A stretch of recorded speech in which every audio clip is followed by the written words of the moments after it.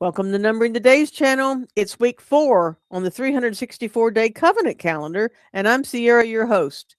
This week, it's the Festival of First Fruits, with the bitter waters being turned sweet for the trees of righteousness as the walls of Jericho come crashing down. Yet another week of amazing events for us to feast upon in month 1. All of this may sound really new to you if you have never read the book of Jubilees. We've tested it and firmly believe it's a part of Scripture, as it is still a part of the canon in the Ethiopic church today. I am just now starting a weekly series studying the book of Jubilees and Genesis, comparing them on our channel, and I invite you to subscribe and join us each week for that. You will not want to miss this series. It's a book that has really transformed my walk on the ancient path into even more joy and excitement over salvation, the people of Yahusha, and the Moediym feasts. The links are in the description. Now, the bonus at the end of this video is a very short presentation on our understanding of the covenant calendar. I know many people struggle with what is the right calendar to keep, and Joshua is going to share with you some things of our beliefs that we did over a year ago.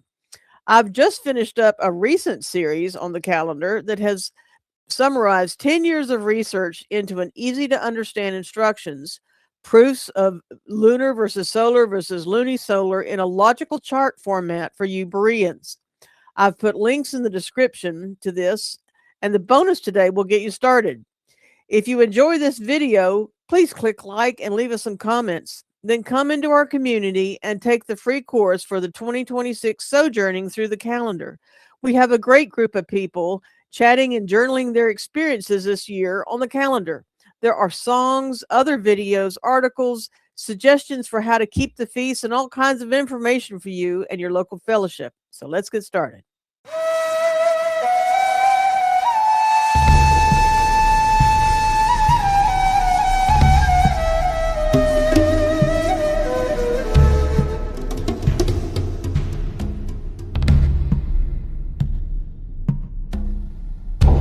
Please do share this video with your friends and fellowship. I am so busy preparing a separate show this week, giving our perspective on the festival of first fruits of barley. Be sure to watch that one to understand this week even more.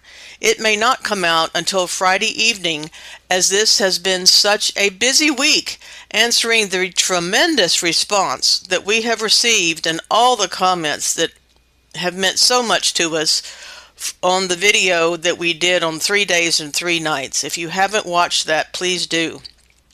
There is a short bonus that Joshua will be reading with you at the end of this video, so be sure to watch all the way. And here he is now, the man of the hour.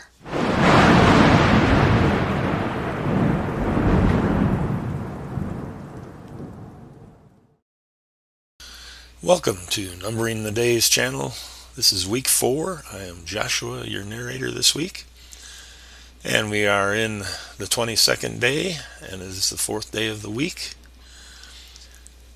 And we are wandering in the wilderness of Shur, finding no water. In the Exodus, we've included a couple links below for various maps of this part of the journey.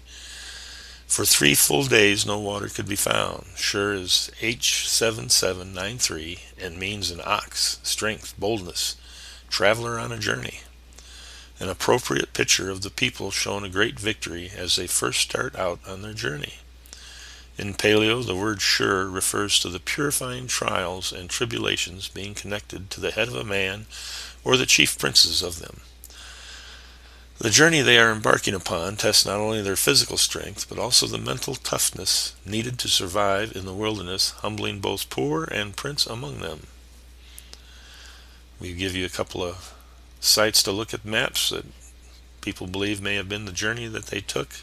Personally, I think Ron Wyatt nailed it on the Red Sea crossing with finding one of the poles of Solomon and wagon wheels and such in the Red Sea. I think that's pretty well known where they crossed.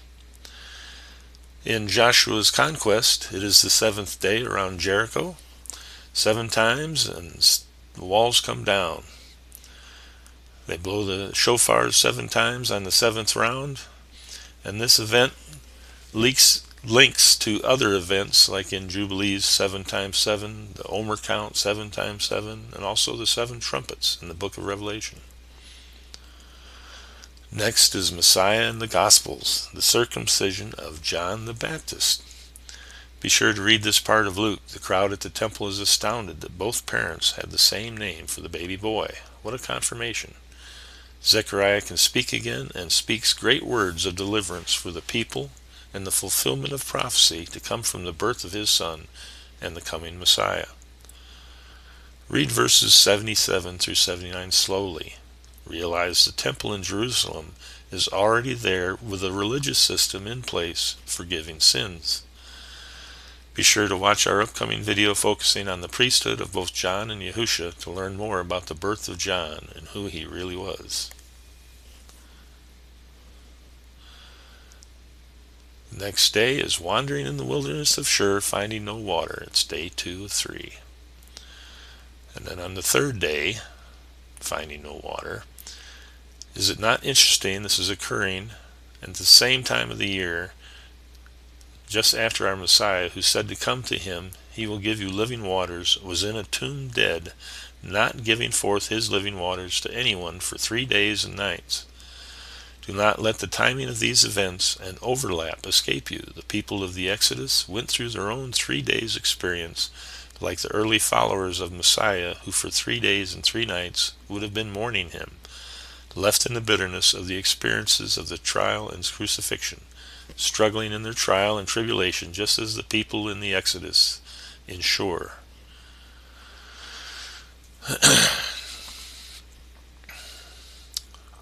Daniel's 3 weeks of mourning comes to an end. Daniel was mourning the 70 weeks prophecy and the end of Messiah and the temple revealed at the end of chapter 9. Think about how Daniel was mourning just before and during last week's events when Messiah prophesied the destruction of the temple, the damnation of the ruling religious authorities, the Pharisees and Sadducees, which all came from the Babylonian exile where Daniel now is. Think about the anguish of Daniel, who could foresee how the ministry of the Messiah was cut off by his own people and their being left without him. The next day is the Sabbath. The waters at Meribah were made sweet for Yasharel. When they found water, it was bitter. Yah instructs Moses to throw a tree into the waters, which turns it into sweet waters. This is the second miracle where he is demonstrating his power to transform water. First was river waters into blood in Egypt, and eventually third is water into wine. Tree is Ayin Zadi in Hebrew, H6086 and H6096, and means not only a tree, but to take counsel from someone. Yahuwah promises if they will hearken to his voice, keep his commandments and his statutes, that he will not put the diseases of the Egyptians onto them. This is a foreshadowing of the Messiah, who later turns the waters of the Pharisees into wine, who removed the leaven of the Pharisees so the truth of the sweetness of his pure Father's Torah could become sweet living waters which he gave. Yahuwah has tested them and is saying, listen to me, follow me, and healing will take place for you just like I healed these waters. Yah wants us to be his trees of righteousness planted by the living waters. In order to bear the good fruit of first fruits, which is tomorrow, we need good, clean, living water. This reminded me of those 2 verses with the same emphasis as this experience of the people. Psalm 1, 2, and 3. But his delight is in the law of Yahuwah, and in his law does he meditate day and night. And he shall be like a tree planted by the rivers of water, that bringeth forth his fruit in his season. His leaf also shall not wither, and whatsoever he does shall prosper. And next we have first fruits, day 1 of counting the Omer. Notice that the Feast of Weeks is 7 times 7 days, and Jacob had to deal with the leaven of Laban, 7 years for Leah and 7 years to get Rachel. One can only imagine he counted the years. He would have also had to deal with feelings of bitterness, just as his later descendants will. Many times our being set free and delivered from bondage is through trials and tribulations, which can sometimes include struggles with bitterness. Another 7 times 7 to reflect upon is Matthew 18:21, and the 70 times 7 times we must forgive our brother's sins. I believe Jacob's experiences here relate to the cyclic nature of sowing and reaping, which begin with the Omer counts. Barley to wheat to wine to oil through the summer are all the 7 times 7 patterns detailed in the Dead Sea Scrolls. If you are enjoying this video, please click like and leave us a comment on what you're enjoying. It will really help this video to be shown to more people. It really does matter. If you are taking a lot of notes, I invite you to join our community. The links are in the descriptions because our members have access to our PDF file research, just like you are enjoying right now. Now, today the sheaves of barley were presented by the priests from the people as the first fruits festival of the new year.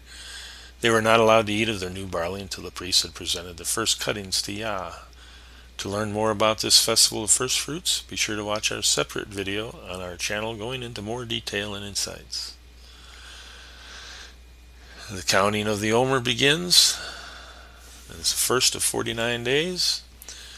The countdown to the next first fruit festival begins. Barley is today, then wheat, wine, and oil. We have the counting of the Omer day 2 through 5 for the rest of the week.